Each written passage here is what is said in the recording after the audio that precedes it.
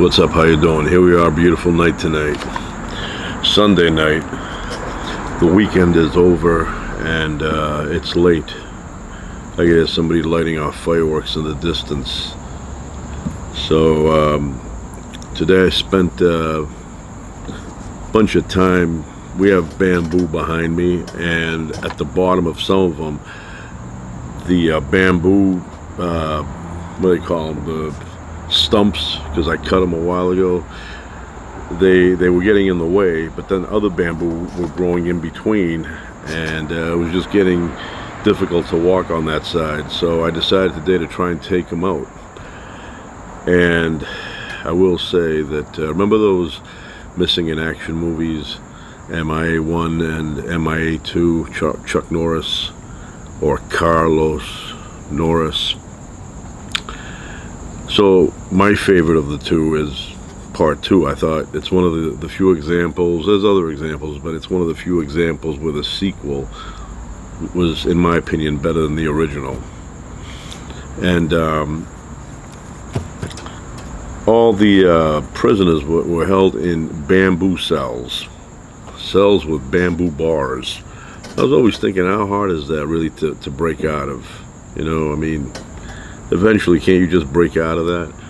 Well, it's extremely difficult. So I had a chisel. This is a solid steel, heavier chisel, right? But this one doesn't cut as well. See? So I was using a DeWalt 2-inch chisel, and it broke on me because I was whacking it. I was whacking it with a 4-pound hammer, right? So it was cutting into the bamboo, and then I gave it an extra whack and it broke. And I said, oh, the steel doesn't go all the way through to the top. It's kind of deceiving.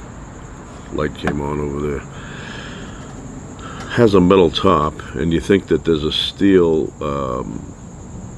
bar going through all the way to the bottom, but no.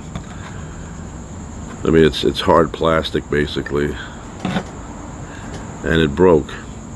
But not only that, the metal, the sharp edge of the chisel cutting into the bamboo curled onto itself. I mean, this is that light over there. I don't know if you can see that, but you see the top. Yeah, that.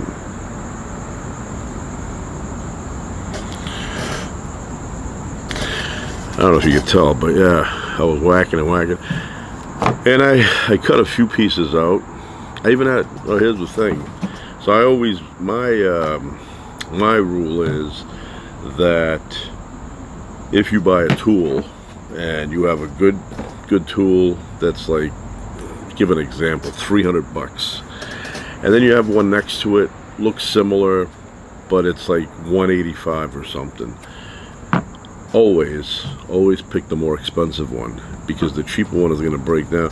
So I needed a Sawzall. I said to myself, you know what? I think it's going to be kind of hard to chisel the bamboo out of the ground.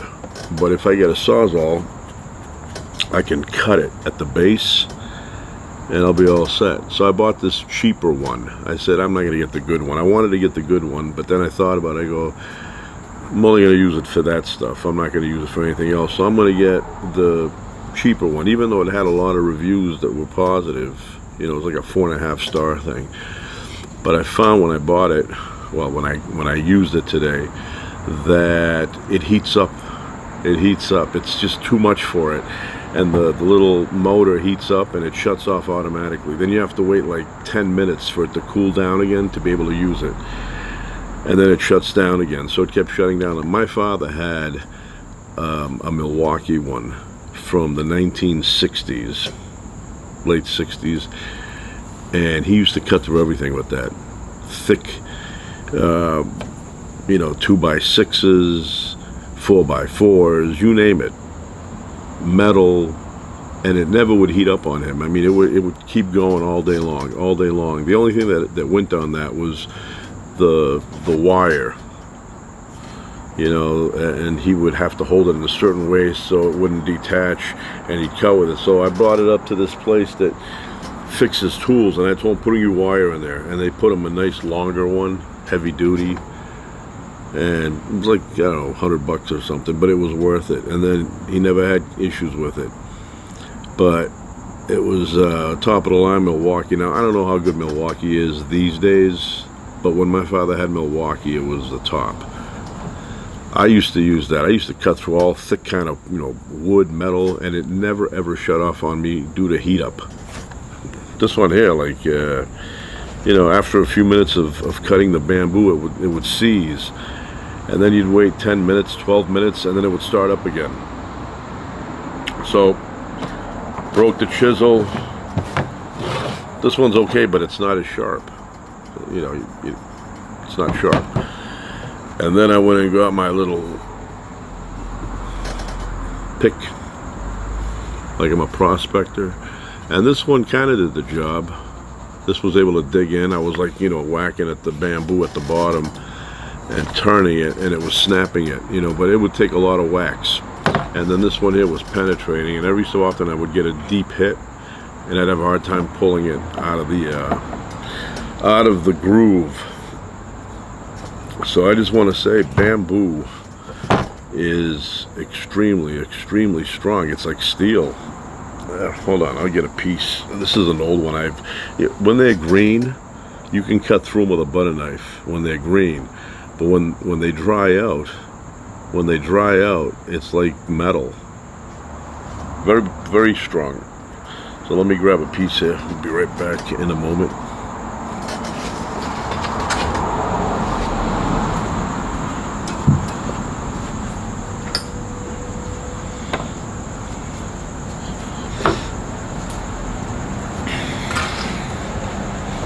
So I got one here, bamboo. Really, like when I first cut this down 2 months ago, maybe longer, maybe 3 months ago, you could bend it when it was green. You know, if I pushed it here, I could break it. This thing now, you couldn't break this if you know, tried, and I tried. Very, very solid. That's why they have those MIA movies where the American prisoners of war in Vietnam are kept, made out of this material. That was a big thing in the 80s, LAPD. I don't know where they're going every night. They fly around.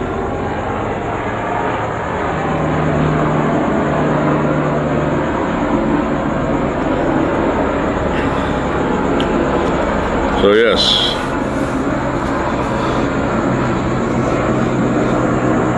they had a big fascination in the 80s with POWs, prisoners of war in Vietnam, and they convinced everybody that there were actual Americans that fought in the war, were captured by the Viet Cong, and were never released after the war was over. They just said, we're keeping them. We're just going to spend money, keep them incarcerated, and for whatever reason, we just want them here. But even Rambo #2 had that storyline that there were POWs there. They never released them, and Rambo was going to go and rescue. Well, not rescue. He was supposed to take photos. They gave him a nice camera with film, and he went over there and he noticed that, yeah, oh yeah, they're here. And he said, I'm not just taking pictures. I'm taking them with me. And then Murdoch found out. And he said, abort mission. So they left Rambo in the back there in the mud. And then the Russians had him, and they were like, you know, torturing him with that mattress with the electricity.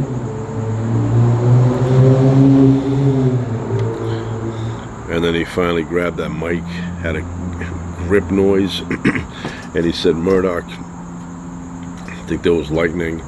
He said, Murdoch, I'm coming to get you. And then he took the mic and he beat everybody's head with it. But in reality, it just makes no sense that they would have POWs 20 years later, 10 years later, still.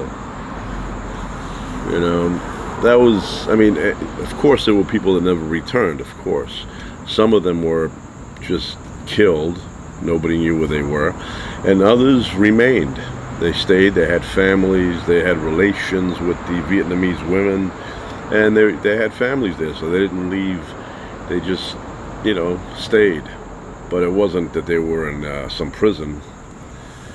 To this day, there's never been any, as far as I know, there's never been even one person, POW, after the war finished, 10 years later, and escaped or something and came to the U.S. It's like, you know, the aliens, the UFOs that everybody claims to see, and they're not really there. Yeah, same thing. Bigfoot. You know, I mean, it just doesn't make any sense. What would you keep them for? Just because, you know, you have a thrill from torturing them? It's possible, but I haven't seen any good proof, or any proof actually, that there are POWs. That noise in the Vietnam War. I mean, in the nation of Vietnam. So, but they made good movies. Yeah, when I saw MIA Missing in Action Part 1, my friend took me. It was like a surprise. This was like another friend, because somebody did that to me in First Blood. And when I saw Noisy,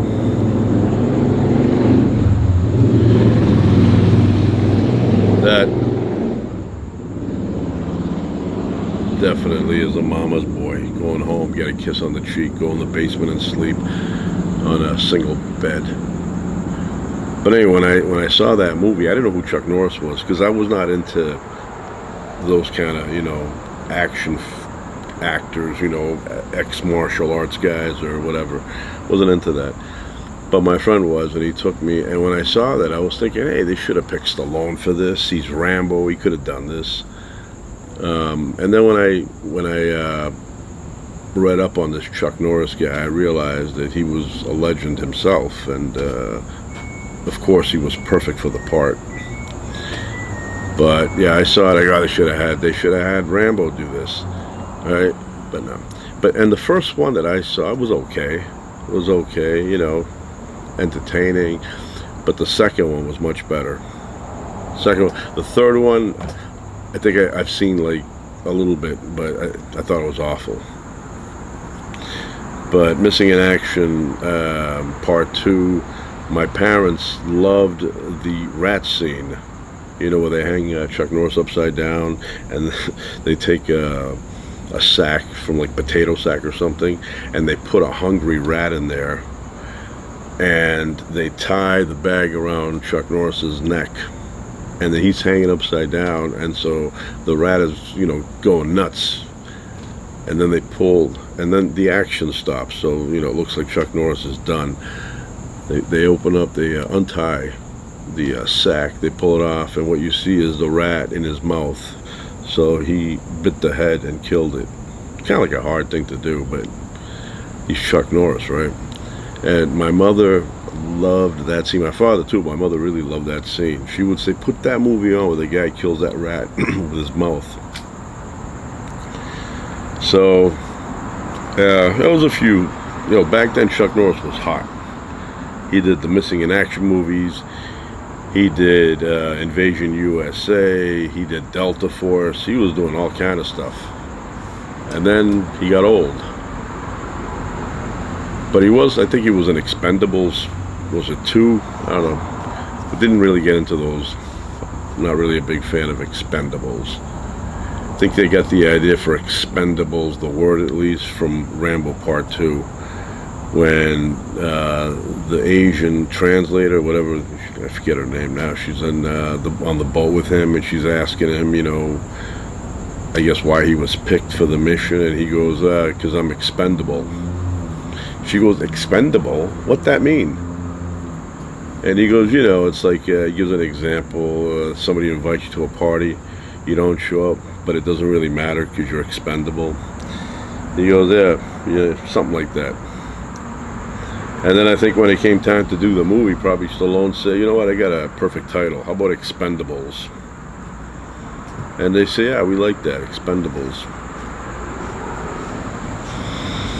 You know, it's another word that's overused.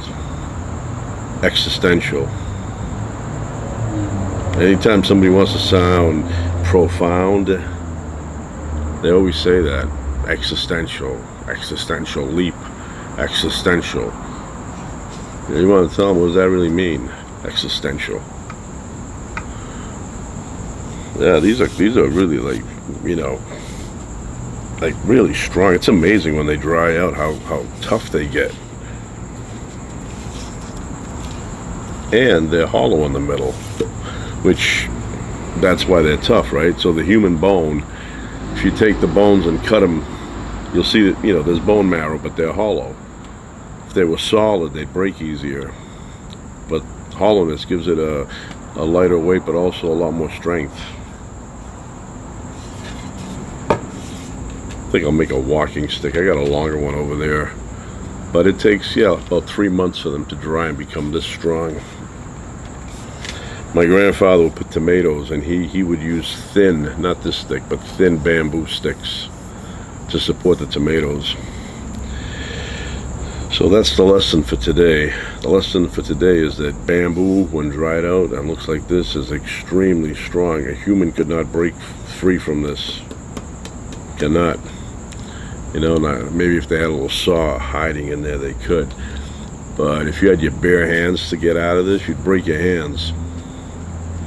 Don't even try it. So, a little bit quiet tonight. Reminds me, you know, it's a funny thing, many years ago, about 30 plus years back, I was staying down at Long Beach. And I had a little hotel room there. You know, they let you stay long periods of time. So I was there, like middle of the night. I was in a nice deep sleep. And somebody, I don't know if it was within that hotel or it was the next house over, but it sounded like a couple, you know, husband, wife, boyfriend, girlfriend, and they were having a crazy fight. Crazy. When I tell you crazy, it was crazy. Literally, I thought I was going to hear gunshots and somebody was going to get killed. So he's arguing with her, and it's getting really aggressive, and she's fighting back, you know, like arguing at first. And then, all of a sudden, I hear every dish in the house breaking. I could just hear dishes flying off the shelves. It was like, bam, bam, bam. And she's breaking them and breaking them and breaking them. And then he goes nuts. And I go, man, it sounds so close to me. I don't know, like if it was a different building or if it was actually in the same, couldn't tell. And nobody called the cops. You think they would have been like, yeah, McGarrett, come down, we have an issue here, domestic, click. So anyway, it died out, and I'm trying to think, I don't think I ever heard it again, because I stayed there for a bit, and I didn't hear it. I think he smoothed her out and put her in a duffel bag and took her somewhere. So, and you know what else I noticed? You swing this for about an hour constantly, you know, and you hit, you know, like something like that, and you do that for about an hour, you feel like your arms are getting a good workout. You know, they do the weight stuff. You want to do a real workout, swing a sledgehammer for about an hour. See how tough you are in the gym. I do notice that, and this is just my experience, but I do notice that exercise doesn't translate well to many activities. In other words, so let's say you're, you know, a bench press guy. You got the, you know, 300 pounds on there, you're bench pressing them. And then that same guy, you go, let's say he doesn't do these normally, and you say, give me 100 push-ups. They can't do even 20, 25, you know, they have a hard time. And it's almost like the muscle doesn't, you know, like, it may be strong in terms of lifting a lot of weight, but then you switch it and you say push-ups, and you'll get like maybe 25. You know, where somebody who trains on push-ups, can do 100, 120 easily. So I've always noticed that. They did one time a thing where they had the world's top rock climber, and then they had, I think, the world's strongest man, and the world's strongest man was crapping his pants trying to climb, using his upper body strength, and he's like the strongest. I'm not talking about a guy that just works out with weights. I'm talking about the guy that lifts the most, and he was having a hard time. He couldn't do it. Never mind a hard time. He couldn't climb the rocks at all. His hands, his fingers were just not strong enough. So just because somebody lifts doesn't necessarily mean they're going to be good at other things. And most times they're not. And then the other thing I noticed, it doesn't matter, and once again, this is my personal experience, but it doesn't matter how much weight you lift. What matters is how you use your whole body as one, core strength. I knew people that could lift a lot. And I say a lot, I mean a lot. Like they could bench press, 400 plus. And they could squat, 400. And, they were just strong all around. Individual body parts were strong, but as a whole, they were weak. So you had somebody else who was like maybe really strong and could do a lot of sit-ups and push-ups and calisthenics, they're really good with that, and they could always beat the guy that lifted weights. It's kind of like a weird thing, and then you see people that work out at a gym, and you put them on a construction site, and by the end of the day they're dead. And you're like, wait a minute, you're in shape in the gym, but you can't last 8 hours at a construction site. So for some reason, the body doesn't adapt well when you switch the activity. So, you do 400-pound bench press, and you go, wow, look at that. And then you go and you tell them, okay, go pick up 2 of those, plywood. And you see they pick it up, and it looks like their pants is turning brown. So,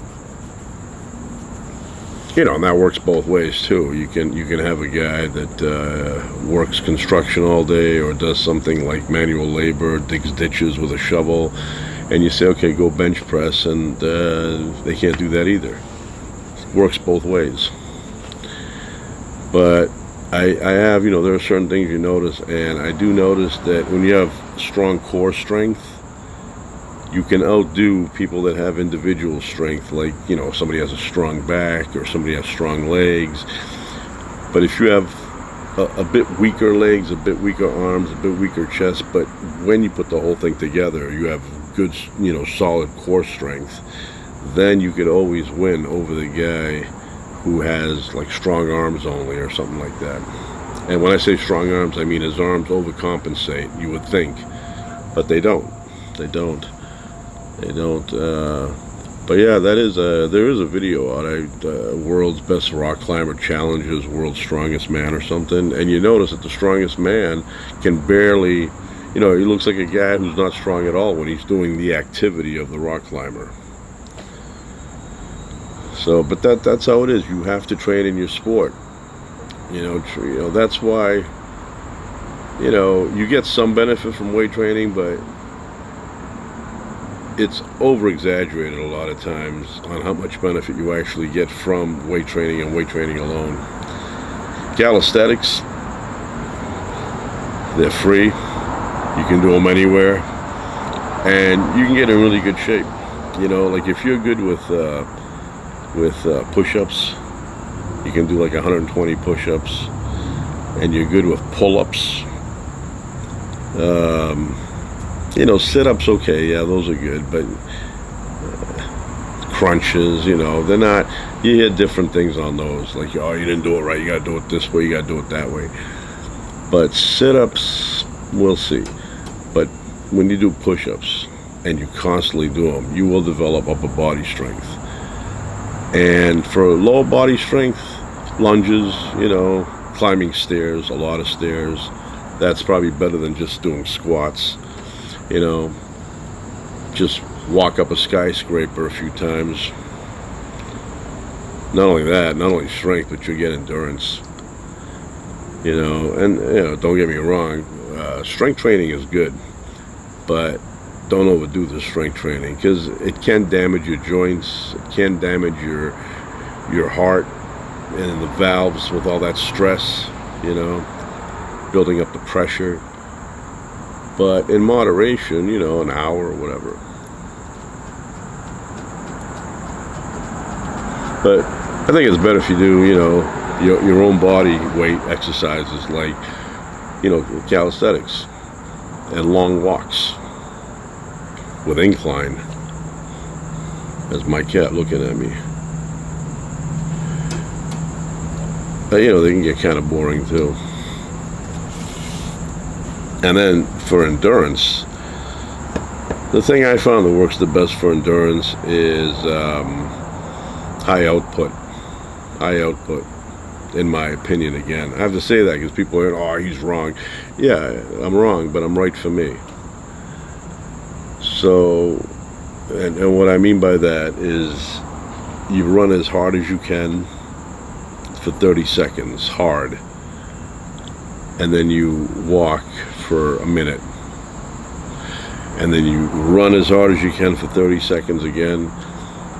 And you walk. And you do that like, 5 sets.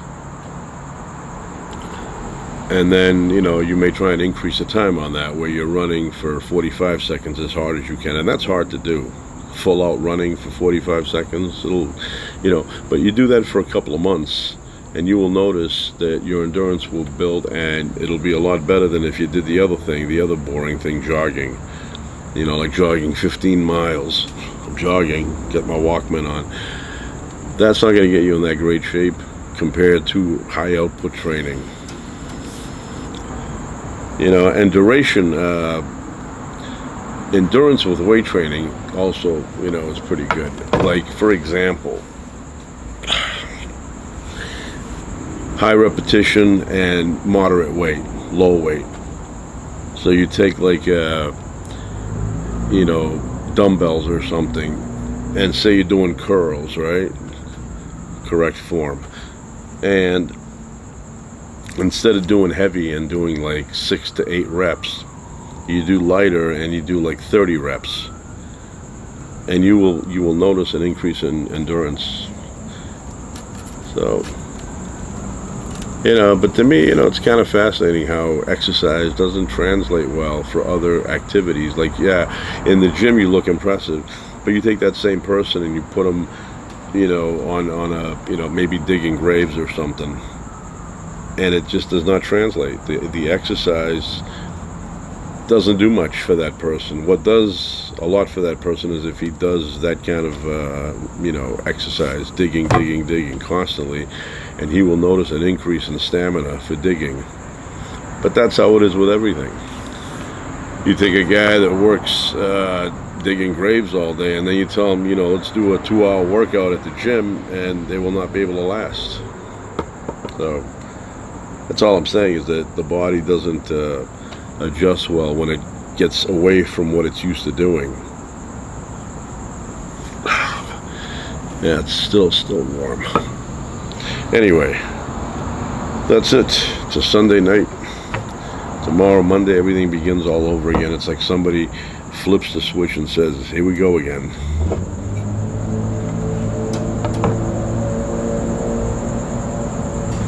All right. That's it for now. Ciao.